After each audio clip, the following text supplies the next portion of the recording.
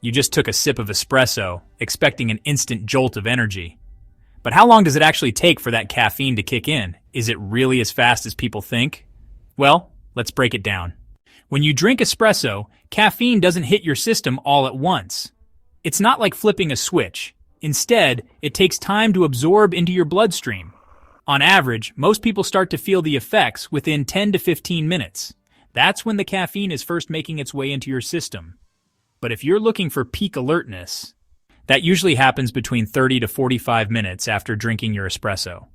That's when caffeine levels in your blood reach their highest point, and you start to feel that full sense of wakefulness, focus, and maybe even a little jitteriness, depending on how sensitive you are to caffeine. Now here's the interesting part.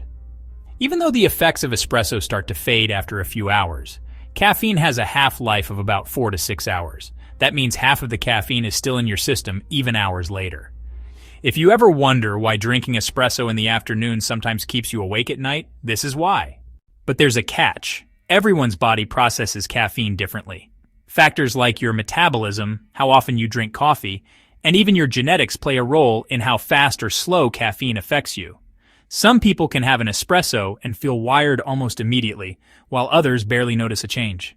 And if you're wondering about espresso versus other forms of coffee, the good news is espresso absorbs faster than a regular cup of coffee. Because you drink it in a smaller, more concentrated dose, your body processes it quickly. That's why espresso drinkers often feel the caffeine rush sooner than those sipping on a large cup of drip coffee over an extended period. So, the next time you take a shot of espresso and don't feel an immediate buzz, just wait.